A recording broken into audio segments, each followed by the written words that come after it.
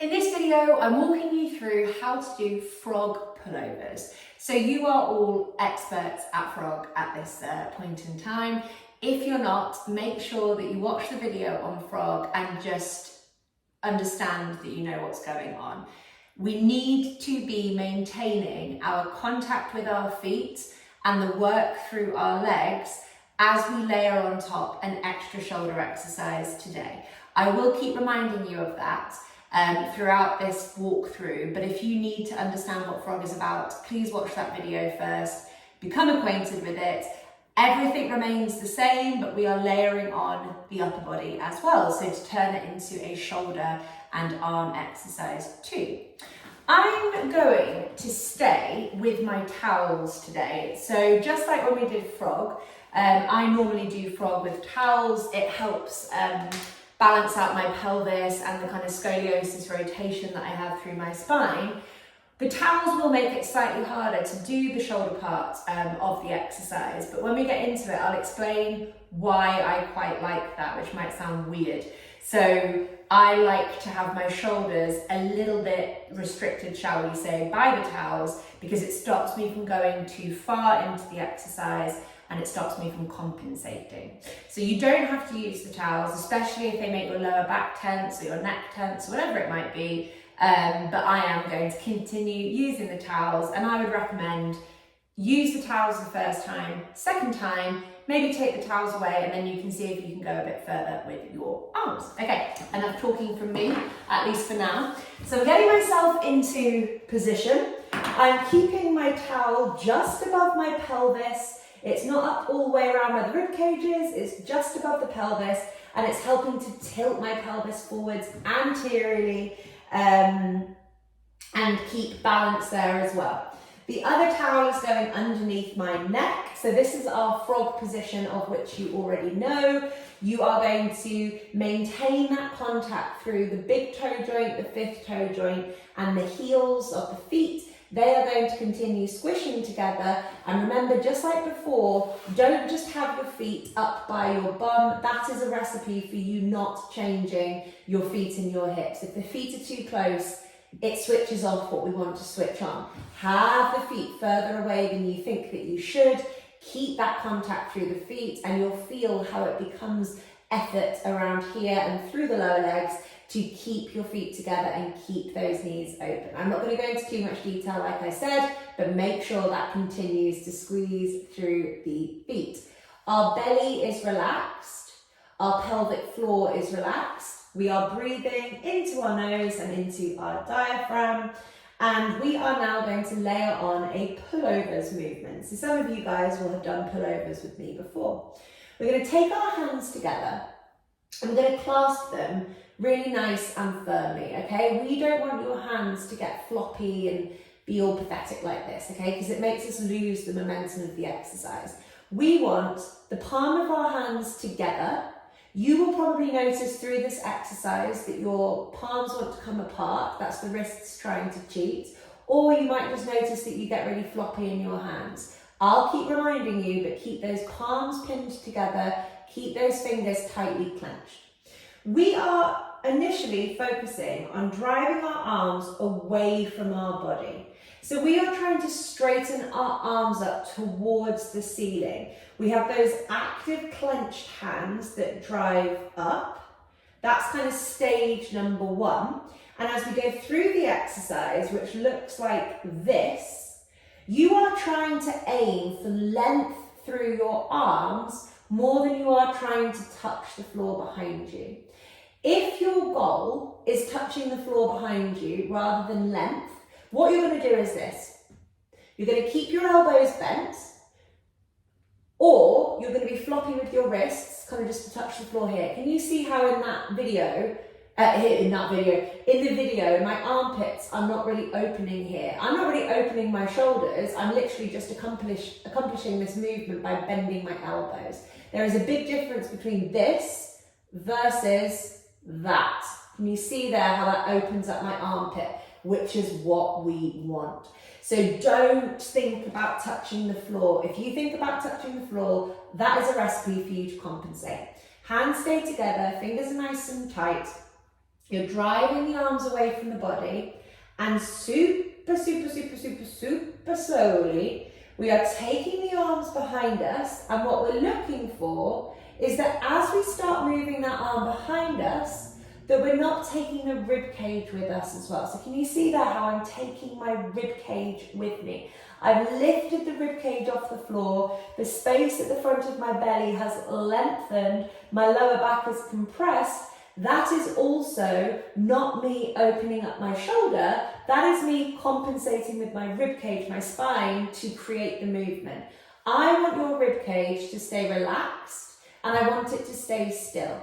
I do not want you hoiking the rib cage up and down. This might be a lot for your brain to have to kind of reprogram, but what other option do you have? If you want to unlock those shoulders and unlock your chest and your upper back, we need to stop your rib cage from compensating, okay? So super slowly and mindfully, remember the goal is length through the arms, not touching the floor. We are keeping the feet firmly pushing together, the rib cage stays still, and we slowly bring our arms behind us like this, okay? So this is why I quite like the towels, because they stop me from going all the way down to the floor. If I go down all the way to the floor, it doesn't really feel hard, and it's because I'm cheating somehow. I'm either like tilting up my rib cage, or because I'm super tight in this movement, my elbows are just a bit bent and I can touch the floor, but it's not hard. Forcing me to keep my elbows sort of straight and my arms long actually creates more movement around here. So do not think about touching the floor, think about length through your arms. And just before we actually get going, sorry, you know I'm a talker, I want to talk about the direction of your elbows. So you are going to be somebody like me who has constantly flexed arms like this, constantly flexed elbows. If you have this going on, I don't want you to worry about what I'm about to say. If you have slightly bent elbows the whole time, I just want you to focus on straightening your arms out as much as you possibly can. If you are somebody who hyperextends your elbows, which I can't really do, but sort of can if I twist my arms, I want you to listen carefully to what I'm about to say. So can you see how in order for me to achieve that little bit of hyperextension there, my shoulder has popped up. So that's what your shoulders are doing. When you hyperextend your elbows, you are compensating with the elbows to avoid this engagement of the shoulder. Can you see how that looks different to that, which is what we're going after? This, that. So if you're a hyperextender, what I want you to do is you're not allowed to put the fleshy, what I call armpit of the elbow. I'm sure it's got a scientific word, but we don't need to know it.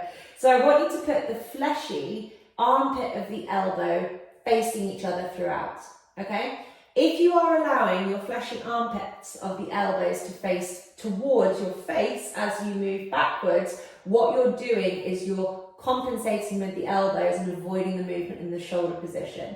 So for you hyperextenders, twist those inner fleshy bits in to face each other. Can you see there how that changes my shoulder position just doing that? Really try and maintain that direction of the upper arm as you move the arm back behind you, because that's going to get the work happening in the shoulders and it will stop it from compensating through the elbows. Okay, enough talking from me. Finally, I'm going to set a timer for 5 minutes. Remember, keep those feet together. Big toes, fifth toes, heels stay together. They keep pushing. That's going to change your pelvis and hips. And what the movement of our shoulders are going to do is it's going to free up our rib cage and create more length through our hips from that top attachment point back here. So the movement of our shoulders and rib cage is super important when it comes to having functional hips as well. Okay, off we go. And some of you guys are going to be really, really tired if you've been doing this for a really long time, but well done. So let's just do a little check of absolutely everything here. Big toe joints, fifth toe joints, heels, push together. Make sure that you are slightly lifting your toes up off the floor as you do that. So some people will lift their ankles off the floor and sort of direct the toes downwards. I want you to squeeze the feet together, but slightly lift your toes up, because that will probably make them work a bit harder. You're keeping your belly relaxed, so we're not tensing our belly, we're not tensing our pelvic floor. We're maintaining calm, nasal, diaphragmatic breathing. We are not going further than our rib cage allows us to.